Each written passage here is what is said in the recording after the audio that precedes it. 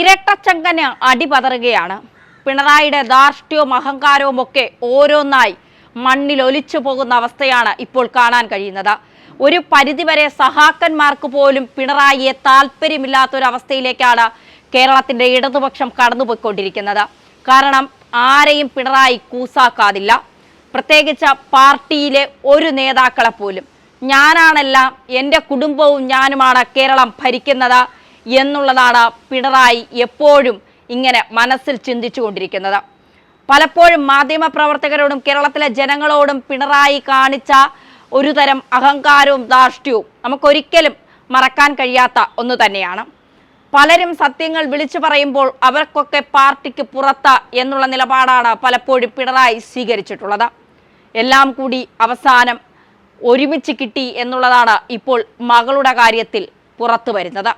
ഒരിക്കലും പിടിക്കപ്പെടില്ല എന്നാണ് ഇരട്ടച്ചങ്കൻ കരുതിയത്. അങ്ങനെ കരുതി തന്നെയാണ് കേരളത്തിൽ വിലസിക്കൊണ്ടിരുന്നത്. എന്നാൽ പിണറായിയുടെ കാലം കഴിയാൻ പോകുന്നു.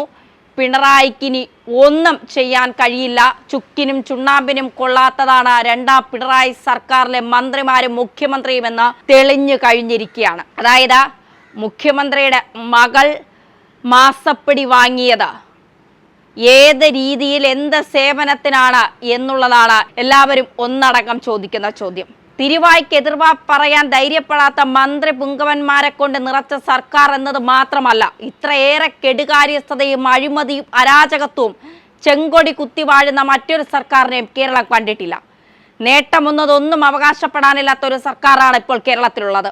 മാത്രമല്ല, ഇരട്ടച്ചങ്കന്റെ അഹന്തയും അഹങ്കാരവും പകയും ധാർഷ്ട്യവും കണ്ടാൽ കേരളം സ്വേച്ഛാധിപത്യ രാജ്യമാണ് എന്ന് ശരാശരിക്കാരന് പോലും തോന്നിപ്പോകും.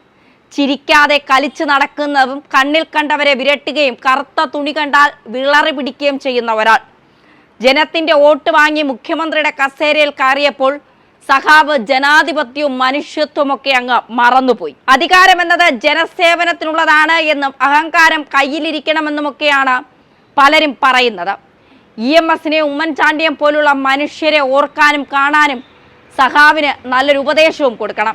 എന്തായാലും മകളുടെ കാര്യത്തിൽ പിണറായിക്ക് അടി പതറുകയാണ്. ഒരിക്കലും മകൾ പിടിക്കപ്പെടില്ല, മകൾക്കെതിരെ ഒരു അന്വേഷണവും വരില്ല, ഏതന്വേഷണത്തെയും നെഞ്ച് വിരിച്ച് താൻ നേരിടും എന്ന് 1000 തവണ മനസ്സിലുറപ്പിച്ച പിണറായിക്കാണ് അടി പതറിയിരിക്കുന്നത്. 14 കോടിയുടെ ആദായ നികുതി വെട്ടിപ്പ് ഇപ്പോൾ SFIO CMRൽ നിന്ന് കണ്ടെത്തിയിരിക്കുന്നു.